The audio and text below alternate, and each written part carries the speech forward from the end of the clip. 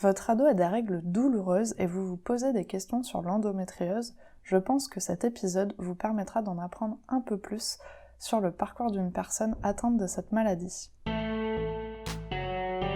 Parentalité et adolescence.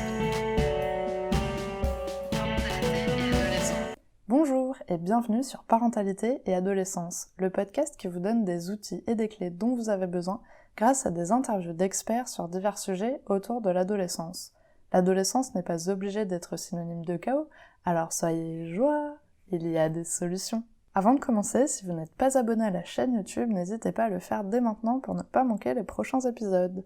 Je vous laisse découvrir le témoignage de Steren qui a 21 ans, c'est la créatrice du compte Instagram Mon Endo. J'espère que cet épisode vous plaira et vous aidera. Bonjour Steren! Bonjour Sarah. Alors pour commencer, pourrais-tu te présenter s'il te plaît? Ouais, pas de souci. Alors moi, je m'appelle Steren, j'ai 21 ans. Aujourd'hui, je suis en licence de psychologie et je suis atteinte d'endométriose. Alors aujourd'hui justement tu vas nous parler de ton endométriose, mais avant de commencer, est-ce que tu pourrais nous expliquer ce que c'est et ce que tu en as appris au cours justement de ton parcours?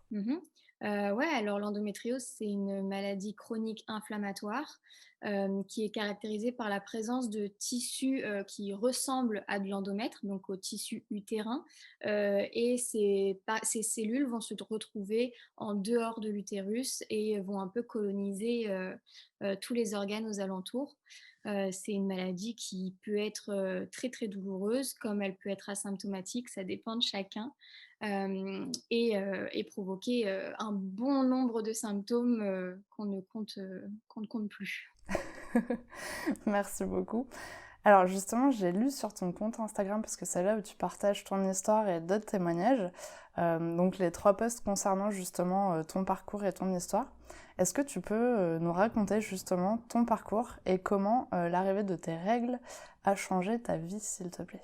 Ouais, alors, j'ai eu mes règles à 13 ans, qui ont tout de suite été assez douloureuses, mais voilà, comme, au début, c'est pas très régulier, j'arrivais quand même à gérer. Je pouvais aller au collège à l'époque, et puis avec des médicaments, les douleurs passaient. Mais d'année en année, ça s'est un peu aggravé, petit à petit. Quand je suis arrivée en seconde, au lycée, je faisais pas encore trop le lien, mais en fait, bah, quand j'avais mes règles, et que je prenais les transports en commun et que je me retrouvais debout, pendant, plusieurs minutes, bah, en fait, je faisais beaucoup de malaise. Et donc je prenais le bus, je faisais des malaises et puis j'arrivais au lycée et en fait, je rentrais chez moi puisque, bah, je ne me sentais pas bien. D'accord. Et petit à petit, bah, je me suis dit: «Ouh là, mais attends, ça se passe quand j'ai mes règles».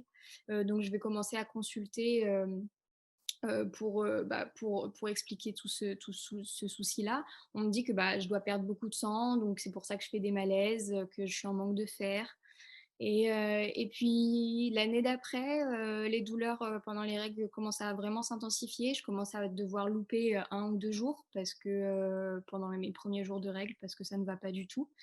Et puis je commence aussi à consulter un gynécologue parce que je me dis que c'est pas normal et que ces douleurs commencent à m'handicaper de plus en plus.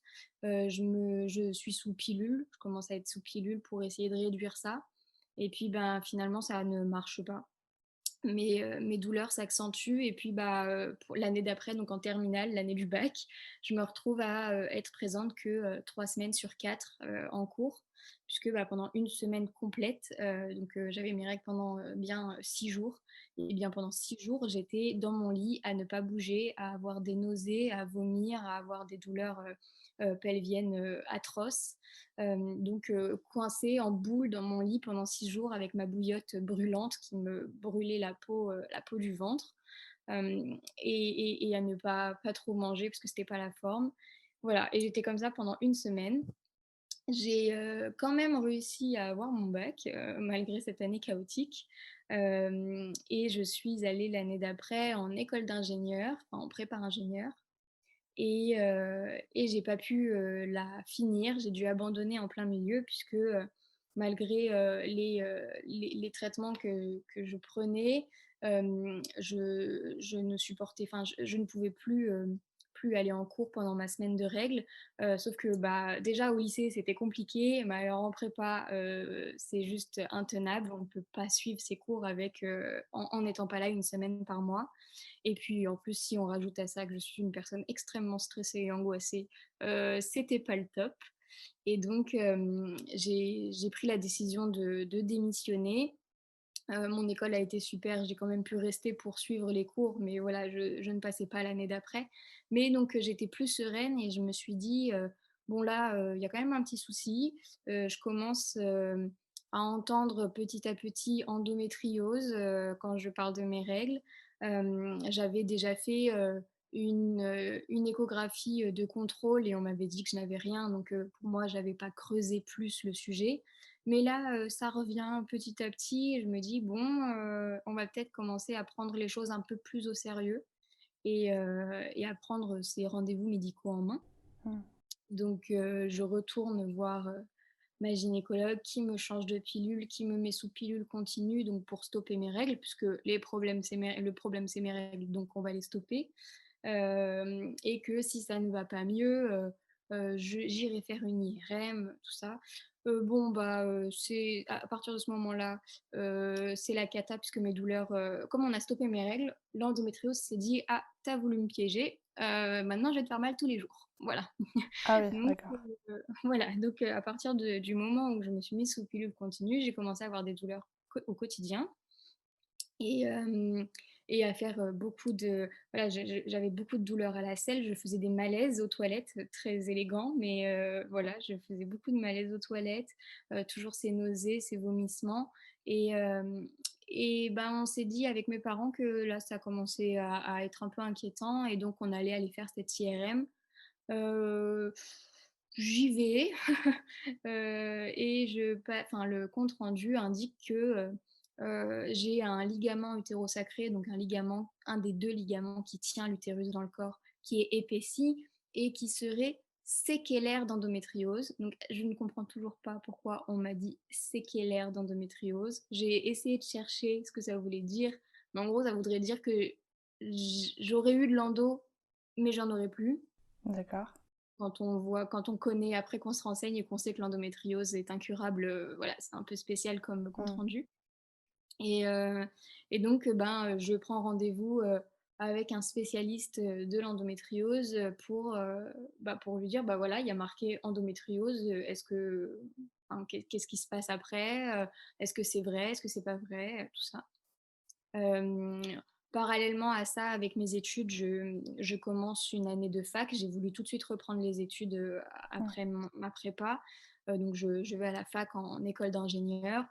Spoiler alerte, ça se passera pas très, très bien puisque mes douleurs vont s'accentuer petit à petit encore et donc je n'irai pas du tout, en cours, au second semestre. Au premier, j'y allais déjà pas beaucoup, Ouais. donc je n'aurai pas mon année.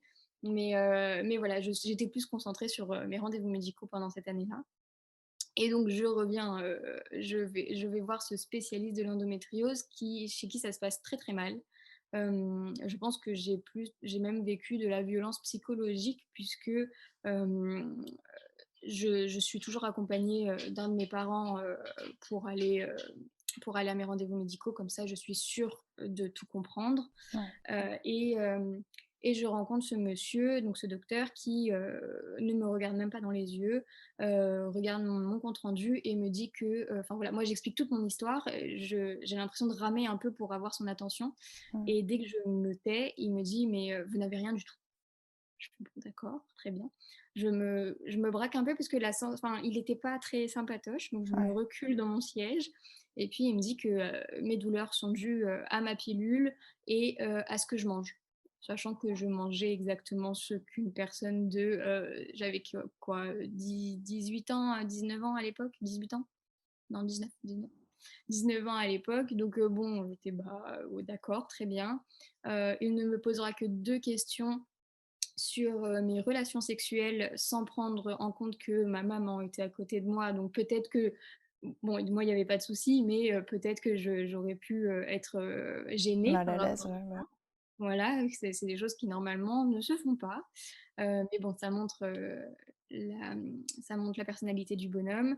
Et voilà, et je me fais rabâcher. J'essaye d'insister en disant: «Oui, mais j'ai mal, j'ai des grosses migraines, j'ai mal au thorax, enfin, ça peut pas que être mon alimentation et ma Ouais, pilule». Il me fait: «Ah bah, si l'endométriose donnait des migraines et faisait mal au thorax, je suis plus médecin». Bon, d'accord. j'ai fait: «Bon d'accord, très bien, quand on connaît mon diagnostic après, on est d'accord». Et le problème, c'est que, bah, je ressors de ce rendez-vous, bah, avec, un médecin qui est «spécialiste», hein, entre guillemets, qui dit que j'ai pas d'endométriose. Donc malgré tout, même si, je suis, je dans mon corps, je sais que c'est pas vrai, je sais qu'il y a un problème. Mmh. Bah, mes parents à côté ont l'avis du spécialiste et même s'ils m'ont soutenue et tout ça, forcément, ils ont quand même les mots du spécialiste en tête Ouais. et se disent que j'ai pas ça. Donc finalement, le soutien, en fait, on commence à se dire, bah, c'est peut-être, psychologique, hein. Par rapport à ça, je vais changer de gynécologue de ville parce Ouais. que, bah, elle m'avait dit que j'avais potentiellement de l'endo. On me dit que c'est pas ça, donc je change. Grave erreur quand on voit la suite du parcours, mais voilà. Et puis, bah, je vais voir ce nouveau gynéco, je lui explique mon problème et ce gynécologue-là ne me parle que de l'endométriose. Donc je me dis: «Bah, attendez, on vient de me dire que j'en avais pas et là je reviens et on me parle que de ça». Et c'est un gynécologue spécialisé ou pas du tout? Non, non, c'est pour ça que je dis 2 villes parce que je sais pas trop comment Ouais, les caractériser, mais voilà, c'est des gynécos qu'on va voir, juste classique, pour ouais. voilà, classique. D'accord. Et ce gynéco ne me parle que de l'endométriose. Je fais: «Bah, attendez, on vient de me dire que je l'ai pas, bon d'accord». Il me refait faire une échographie, il me refait faire une IRM. À l'échographie, on verra rien, à l'IRM, on verra que les 2 ligaments hétérosacrés sont épaissis. Donc Du avant, il y coup, en avait ça avait qu'un. évolué Voilà. entre-temps, quoi. D'accord. C'est ça, ça avait évolué, mais on me dit: «Ouais, mais bon, c'est pas très parlant non plus, c'est un signe, mais c'est pas très parlant non plus». Et puis je dis: «Bah, attendez, il y en avait qu'un seul, maintenant il y en a 2, ça veut dire quoi?» «Oh bah, c'est peut-être qu'on n'avait pas vu l'autre, avant». Donc bon, d'accord, très bien. Donc en fait, on ne sait pas plus. Et puis, bah, là, je reviens avec ces résultats-là et ben, on commence à me dire, bah, «Je vais vous mettre sous stérilet». Moi, je voulais pas mettre de stérilet à l'époque, ou alors: «Je vous mets sous ménopause artificielle». Je fais: «Bah, j'ai 19 ans, on sait même pas si j'ai de l'endométriose, je me vois pas, avoir de l'endo enfin, être sous ménopause artificielle, je trouve ça un peu fort tout de suite alors qu'on sait pas ce que j'ai». Et hem et puis je commence un peu à craquer, à ce rendez-vous. Et donc comme le gynéco voit que je craque, j'ai également droit à la réflexion et il va falloir aller voir un psychologue. Oh là là. Et voilà, donc je sens la remarque, pas, dans le sens, vous allez pas bien parce que vous êtes épuisé, vous en pouvez plus de la situation, allez consulter, mais plus dans le sens, peut-être que c'est psychologique. Mmh. Donc bon, voilà, très agréable. Et puis, j'apprends aussi que mes parents avaient pris un rendez-vous avec un autre spécialiste, mais qui avait mis plus de temps à arriver puisque les délais sont quand même très, très longs. Et en fait, entre le dernier rendez-vous de ce gynéco classique et de ce spécialiste, j'ai décidé d'arrêter la pilule. Je me suis dit: «Bah, si j'ai pas d'endométriose, moi c'était pour ça que je la prenais, la pilule, je j'ai pas de raison de la prendre, donc je vais l'arrêter». Et je savais très bien qu'en soi, c'était pas pour cette raison-là, mais c'était surtout que je voulais prouver à moi-même parce que, bah, finalement je commençais à douter et à mon entourage que quand j'avais mes règles, j'avais vraiment mal. Donc j'ai stoppé cette pilule. Ça s'est très, très mal passé ma semaine, de saignement. J'ai eu très, très mal, mais au moins je me suis rassurée. Je me suis dit: «J C'est pas dans ma tête, j'ai vraiment ces douleurs-là». Et le rendez-vous avec le spécialiste donc arrive et je voulais pas y aller. Je me suis dit: «Attendez, si c'est pour encore me dire que j'ai rien, me faire, bâcher comme avec l'autre, comme avec le premier spécialiste, c'est pas la peine». Et mes parents m'ont dit, «Bah, on a pris rendez-vous, vas-y, au moins on confirme que tu as pas ça Mmh. et hem et comme ça on passe à autre chose, enfin on cherche dans une autre voie». Donc j'y vais un peu à reculons. J'y vais aussi accompagnée de ma maman et je rencontre ce gynéco qui me pose énormément de questions sur mes symptômes. J'ai jamais eu un questionnaire aussi complet et à la fin, elle me dit: «Bah, mademoiselle, je pense que vous avez de l'endométriose». Donc je viens à ce rendez-vous pour qu'on me confirme que j'en ai pas et je repars avec, un potentiel diagnostic, où il est sûr à, 99 que j'ai de l'endométriose. Mmh. Donc il insiste sur le fait qu'il faut que je prenne tout de suite rendez-vous pour une IRM dans un centre spécialisé avec un radiologue spécialiste et donc je prends tout de suite rendez-vous le lendemain. J'ai un désistement donc je suis prise très, très vite et le diagnostic est tombé. Je suis atteinte, d'endométriose, péritonéale donc d'endométriose, superficielle au niveau du péritoine. Le péritoine, c'est la membrane, qui entoure tous les organes et quelques mois plus tard, je serai aussi diagnostiquée, d'une endométriose diaphragmatique, dans exactement toutes les mêmes, voilà, je serais retournée dans le même centre avec la même radiologue, tout ça. D'accord. Waouh! Quel parcours! C'est un peu un parcours du combattant, mais oui, donc en tout, voilà, j'ai été diagnostiquée à 19 ans, donc de 13 à 19 ans, j'aurais mis 6 ans, à me faire diagnostiquer. Oui, du coup, finalement, il faut aller voir vraiment des spécialistes de l'endométriose pour avoir les bonnes informations, les bons suivis et aussi peut-être un peu plus de, je vais dire, de bienveillance et de pédagogie peut-être sur ce sujet. Ouais, voilà, après, il faut faire attention parce que la personne avec qui ça s'est mal passé était également spécialiste. Mm. Voilà, faut toujours faire attention et se faire confiance et voir s'il y a du feeling ou pas entre les 2 Ouais, personnes et surtout ne pas hésiter à changer si besoin. ouais. Et du coup, une fois que tu as eu le diagnostic, qu'est-ce qui s'est passé? Est-ce que tu as eu un traitement adapté? Est-ce qu'il y a un traitement pour ça ou pas du tout? Bah, aujourd'hui, il n'existe pas de traitement qui, soigne l'endométriose, qui voilà, on n'en guérit pas. Par contre, bah, moi, j'ai repris ma pilule, juste après parce que voilà, l'expérience de l'avoir arrêtée m'avait dit: «Oui, oui, c'est bon, je peux la reprendre, hein, c'est bon, je ne veux pas revivre ça». Donc j'ai repris ma pilule en continu, donc je n'ai plus mes règles depuis ce jour-là. Hem, Ensuite, j'ai, été, prise en charge par une algologue, donc une médecin du traitement de la douleur D'accord. avec qui j'ai testé des appareils d'électrostimulation avec des électrodes pour diminuer la douleur, euh, des, euh, des médicaments, donc des antiépileptiques et des antidépresseurs pour les douleurs neuropathiques, donc des douleurs qui atteignent les nerfs. Euh, j'ai testé, en ce moment, je teste l'hypnose, je fais aussi de l'acupuncture, de l'ostéopathie tous les mois. Donc je suis suivie psychologiquement aussi. J'ai été suivie pendant 5 mois par une diététicienne pour avoir un régime anti-inflammatoire. Du coup, au niveau de l'alimentation, il y avait vraiment quelque chose qui peut t'aider. Ouais, ouais, ouais, au niveau de l'alimentation, bien sûr, si on réduit les aliments parce que comme l'endométriose est une maladie inflammatoire, si on réduit les aliments qui sont inflammatoires, donc qui provoquent en plus de l'inflammation, on va réussir à un peu diminuer les douleurs. Hem, Puis, j'ai fait aussi beaucoup de, j'ai eu beaucoup d'astuces aussi à la maison. Voilà, je prends du CBD, je prends des infusions, par exemple, de feuilles de framboisier qui sont très bien pour les crampes, menstruelles, tout ça. Hem, j'ai, j'ai maintenant des huiles, végétales avec des huiles essentielles à l'intérieur pour faire des petits massages sur le ventre pour essayer d'apaiser tout ça, avec la bouillotte.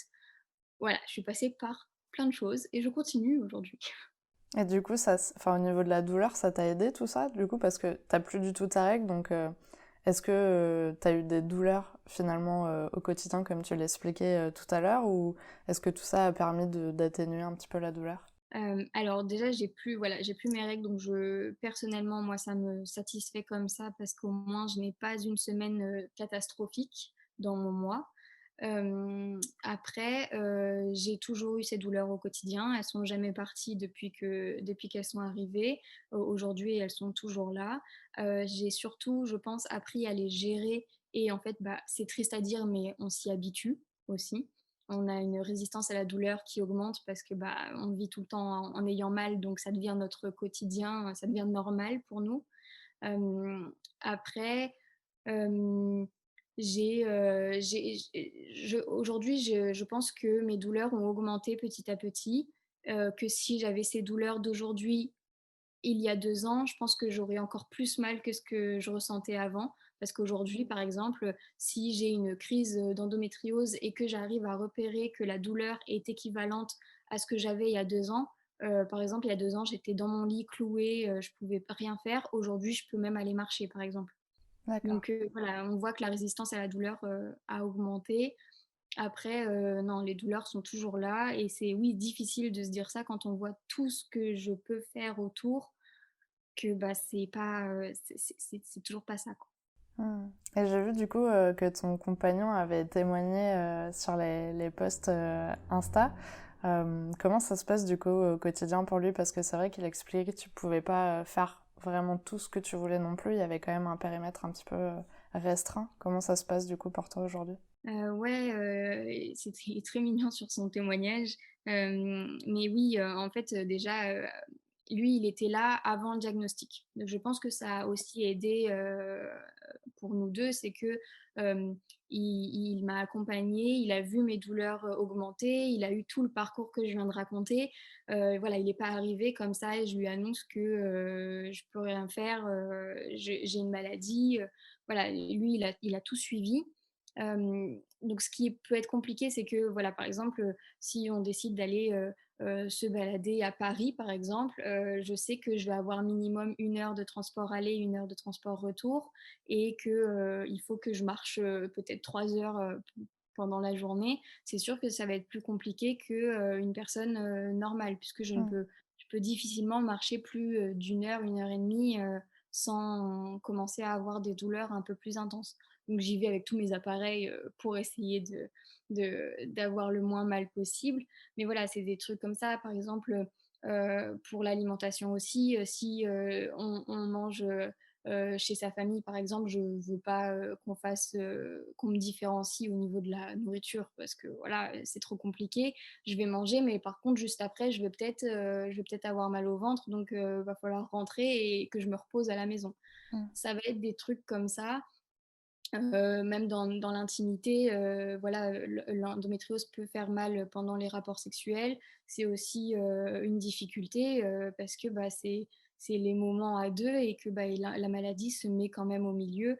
Donc voilà, c'est une maladie personnelle, mais c'est aussi une maladie de couple pour le Ouais. compagnon ou la compagne, voilà, ça lui prend aussi, sur son mental, parce que de voir la personne que tu aimes qui souffre un peu tous les jours, bah, c'est pas très agréable.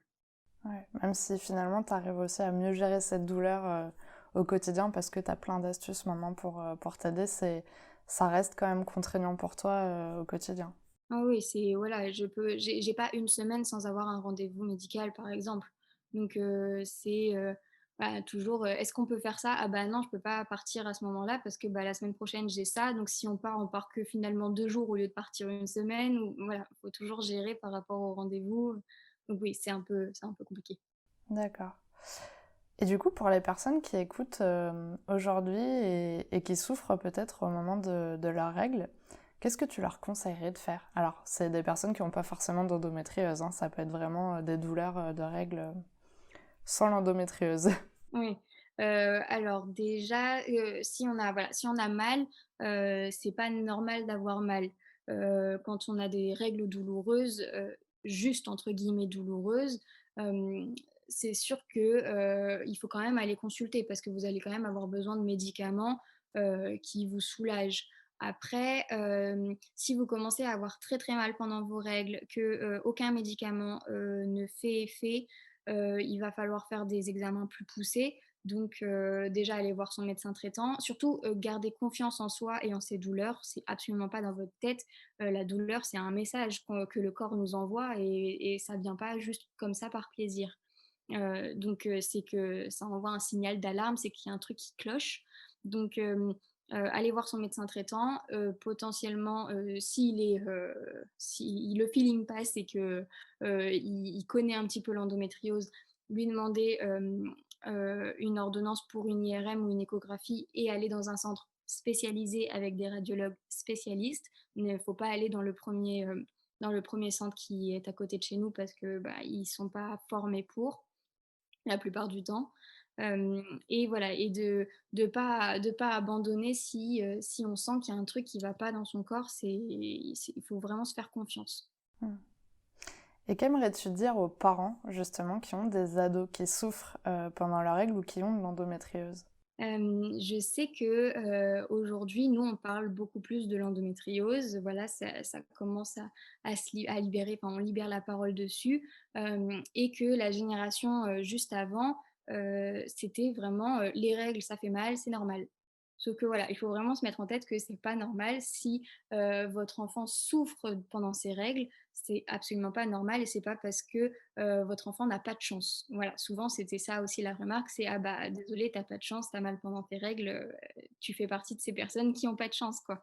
Non, non, c'est vraiment pas normal et donc surtout de les soutenir et de les accompagner pendant leurs rendez-vous médicaux. Je sais qu'en plus, on peut être très jeune quand on veut aller consulter, donc on n'a pas le caractère pour, s'opposer, enfin pour pas pour s'opposer, mais pour, taper un peu du poing sur la table pour dire: «Si, si, j'ai vraiment mal» face à un médecin. Donc si le parent, peut, aider, à faire ça, c'est plutôt positif et surtout, voilà, toujours croire son enfant. Je pense pas qu'on s'amuse, à dire qu'on a mal pendant une semaine, parce que c'est pas drôle de rester dans son lit pendant une semaine, Mmh. donc voilà, vraiment, ne croire son enfant et l'accompagner au mieux dans ce parcours médical parce que c'est long, ça peut être, difficile et on en a besoin. Qu'est-ce que cette maladie t'a appris sur toi et sur ton entourage? Sur moi, j'ai découvert que j'abandonnais pas si facilement parce que, voilà, je me suis accrochée, pour avoir mon diagnostic, que, je n'étais pas si faible que je le pensais, hein. Je pense que, quand on vit tout ça, on remarque la force qu'on peut avoir, que j'en ai fait aussi quelque chose de positif, on va dire, parce que j'en parle maintenant sur les réseaux sociaux et je m'épanouis dans ce domaine-là donc je pense que c'est plutôt, positif. Après sur mon entourage, c'est que, j'ai toujours été soutenue. On m'a jamais tourné le dos. Hem, que aussi maintenant j'ai toujours eu beaucoup de reconnaissance pour tout ce que je faisais et que, aujourd'hui, je vois vraiment, dans les yeux de ma famille que c'est une fierté quand je fais quelque chose, parce que j'ai une maladie, que je me bats tous les jours, contre celle-ci et que j'arrive quand même à, faire des petites choses, positives et je vois qu'ils sont très fiers de ça. Donc non, non et puis personne m'a abandonnée vraiment, que ça soit, ma famille proche, mon copain, mes amis. J'ai vraiment, sur ce plan-là, eu beaucoup de chance puisque c'est pas le cas pour tout le monde. Je n'ai été abandonnée par personne. Je crois que c'est dans un de tes posts où c'est ton papa, peut-être qui a dit quelque chose quand tu es revenue de chez le spécialiste qui a dit que tu avais de l'endométriose. Je crois qu'il a dit eh ben voilà, au moins t'as bien fait de t'écouter parce que t'étais celle qui avait la réponse ou quelque chose un petit peu comme ça, je crois, et j'ai trouvé ça hyper touchant. Ouais, ouais, il m'a quand je suis rentrée, de mon IRM, oui, avec mon diagnostic, on avait envoyé un donc j'étais accompagnée de ma maman toujours et on avait envoyé un petit SMS à mon papa disant: «Bah, endométriose». Et quand je suis rentrée, oui, il m'a regardée, il m'a dit, «Bah, qui est-ce qui avait raison? C'est toi». Voilà Mm. et après 6 ans, ouais, c'est et après tout ce parcours où tous les médecins m'ont dit que j'avais rien et que, bah, finalement, je me suis un peu battue contre ces médecins qui pensaient que je n'avais rien, ouais, d'avoir, finalement, de dire: «Bah, ouais, c'est toi qui avais raison et pas les autres». Voilà, donc voilà, faut surtout beaucoup s'écouter, je le répéterai jamais assez. Mm. Bah oui, finalement, t'es la meilleure placée pour savoir ce qui se passe dans ton corps, donc je pense que c'est ça, de rien lâcher, ça a permis que t'arrives finalement à avoir le diagnostic et de savoir enfin ce qui se passait et d'avoir les bonnes ressources aussi pour t'aider. Ouais, exact. Et justement, en parlant de ressources, est-ce que tu as des ressources à partager sur l'endométriose, que ce soit des livres, des blogs, des comptes, ce que tu veux? Est-ce que tu as quelques petites ressources comme ça? Alors en livre, va y avoir, Endométriose, ce que les autres pays ont à nous apprendre, c'est vraiment, de Marie-Rose Gallès. C'est vraiment pour moi le livre qu'il faut lire si, hem, peut-être que si on est déjà diagnostiqué de l'endométriose parce il a beaucoup de ressources, scientifiques et assez, peut-être, c'est très bien écrit, très bien expliqué, mais peut-être un peu plus pointu.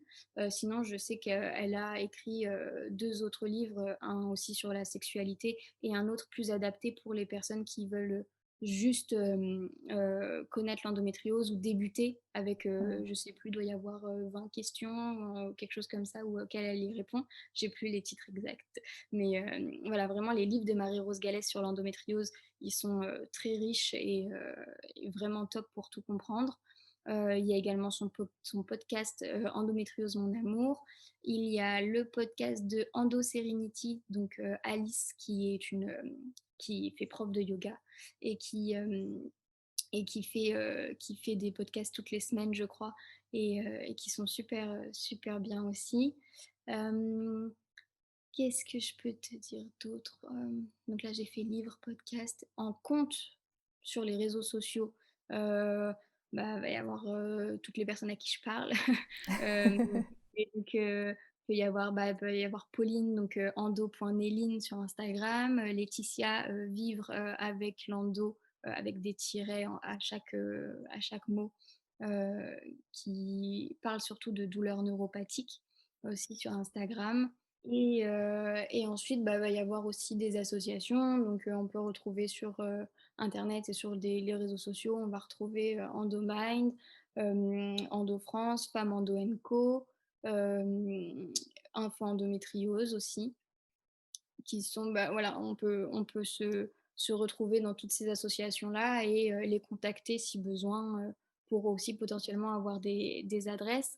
Ah oui, et il y a, hem, aussi, umi.santé, fr, donc Umi, UMI, et Mapato, qui, sont des sites où on peut retrouver des professionnels de santé et donc des potentiels spécialistes dans nos régions. Donc D'accord. voilà, si on a besoin, d'avoir des adresses, on peut aller sur ces sites-là et comme ça on a plein de professionnels dans nos régions. Génial. Bah, merci beaucoup. En tout cas, j'espère que les auditeurs pourront retrouver tout ce qu'ils ont besoin dans toutes ces informations. Et alors, on arrive à la question pour les auditeurs, justement. As-tu un message à transmettre aux personnes qui nous écoutent aujourd'hui? Bah, déjà, merci de m'avoir écoutée jusque-là, hein. Hem Et ben, juste, que ça soit pour l'endométriose ou pour autre chose, de toute façon, voilà, quand on a une douleur, ou quoi que ce soit, il faut s'écouter, c'est le plus important. Vraiment, c'est pas parce que, un médecin vous dit que vous n'avez rien que, je dis pas qu'il faut s'autodiagnostiquer non plus, Mm. mais voilà, n'hésitez pas à changer de médecin pour avoir un deuxième avis. Et surtout, croyez en vous, croyez en vos douleurs. C'est pas normal de ressentir ce que si vous trouvez qu'il y a un truc qui ne va pas, c'est pas normal, c'est qu'il y a un problème de toute façon quelque part. Donc n'abandonnez, jamais, même si c'est très dur, j'en suis totalement consciente. Mais voilà, vous êtes les mieux placés pour savoir ce qui se passe dans votre corps et hem et donc battez-vous pour avoir les bonnes réponses. Mais merci beaucoup pour ce message. Alors, pour finir, comment pouvons-nous te contacter et suivre tes aventures? Alors, bah, j'ai un compte Instagram qui s'appelle mon.endo. J'ai mon adresse mail aussi, mon.endo1@gmail.com. Et puis, bah, voilà, hein, je suis pas trop sur les autres réseaux sociaux. C'est vraiment le principal et vous pouvez venir me contacter, il y a aucun souci, je réponds à tous les messages, autant que je peux, enfin, en tout cas le plus vite possible et il y a vraiment aucun souci, c'est avec grand plaisir. Et qu'est-ce que tu partages justement sur ton compte? Je partage plein d'informations sur l'endométriose, je partage des témoignages aussi parce que, j'ai à cœur de ne pas parler que de mon endométriose et que de mes symptômes. Donc je donne la parole, aux gens, comme ça ils peuvent raconter leur histoire et je la partage. Je sensibilise beaucoup sur l'endométriose et puis, bah, je raconte aussi un peu mon histoire, surtout en story, comme ça on discute et ouais, je donne beaucoup la parole aux autres pour qu'on discute tous ensemble et qu'il y ait pas que mon histoire comme, schéma, sur mon compte. Mm. Merci beaucoup en tout cas d'avoir accepté mon invitation sur le podcast. Je suis ravie que tu aies pu justement témoigner, donner toutes ces informations aux auditeurs. J'espère que ça pourra en éclairer ou en aider certains. Et en tout cas, merci beaucoup. Merci à toi. Merci d'avoir regardé la vidéo jusqu'au bout, j'espère qu'elle vous a plu. N'hésitez pas à la partager auprès d'un parent qui pourra en avoir besoin. Et on se retrouve la semaine prochaine pour un nouvel épisode. À bientôt!